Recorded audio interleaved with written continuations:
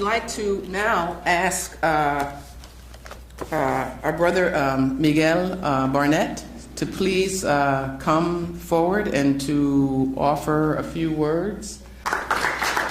Distinguished member, leader of UNIAC, the Union of Writers and Artists in Cuba. Dear friends and colleagues, we are very, very happy, first of all, to have you here, and then to hear this message from Gerardo. You know, of the five heroes, Gerardo is something very special. You know that. He's a very talented young man, and now very happy with 3 children, and that means a lot. It comes to my mind the day that Fidel, in one of his speeches, said they will come back, and they're in Cuba now. So that's something that we have to really recognize, and this is in a way something that belongs to you also, because you work very hard for that occasion. We Cubans are deeply proud of the solidarity expressed by people around the world to Cuba, and particularly to the Cuban revolutionary process. Solidarity is one of the basic principles of the revolution led by Fidel and Raúl. The word solidarity carries the most sensitive feeling of Cubans who live in the island. We were raised under this concept, and it has been a daily practice to all of us. How can we analyze or discuss issues of the revolutionary life if we do not take into account what we have done all over the world?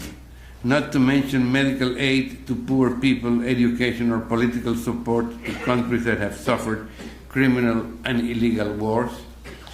Now, I would like to say that Latin America has been a priority to us, but also we have expressed our solidarity in international multilateral organizations like the African Union, the UN, UNESCO, July 26 Coalition, Venceremos Brigade, Pastors for Peace, and the recently created CELAC. Fidel has been the icon of that struggle, and he never gave up his principles, regardless of foreign pressure and blackmail. We all learned from him that solidarity is a key word and a banner of socialism and humanism. This is the reason why we admire all those people like you who have strengthened ties of friendship and support to our cause.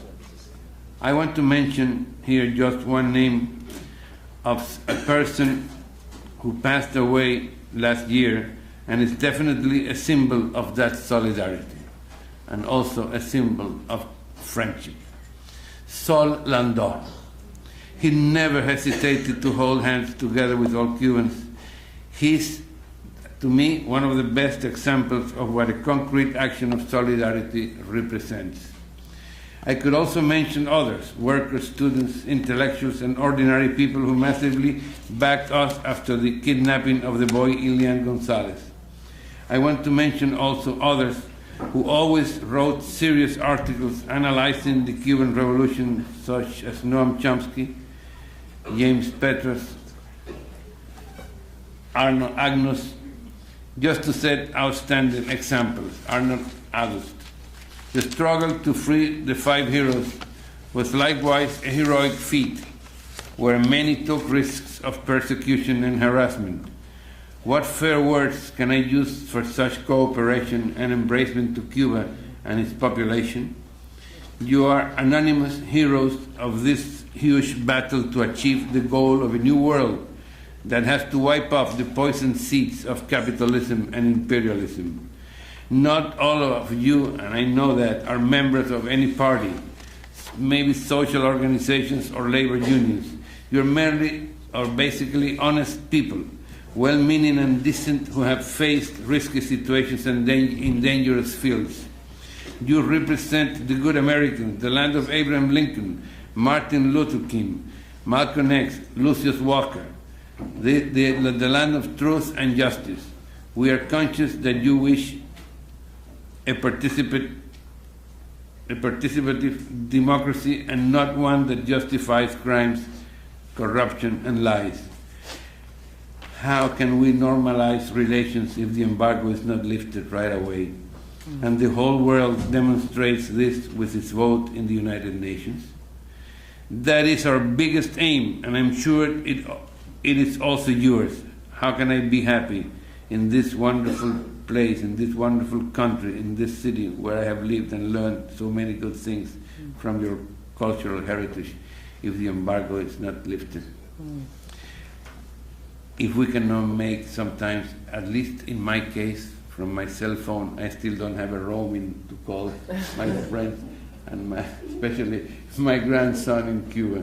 I have to ask my colleague who comes with me, the deputy of the Writers and Artists Union, because his telephone has a roaming, not mine. I don't know why.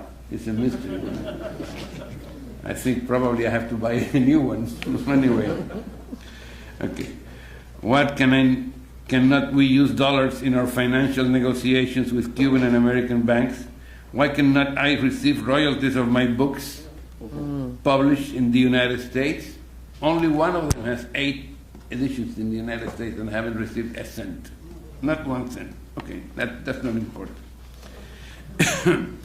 Because of the stupid and criminal embargo that we, of course, mentioned with the very poignant definition of blockade, because it is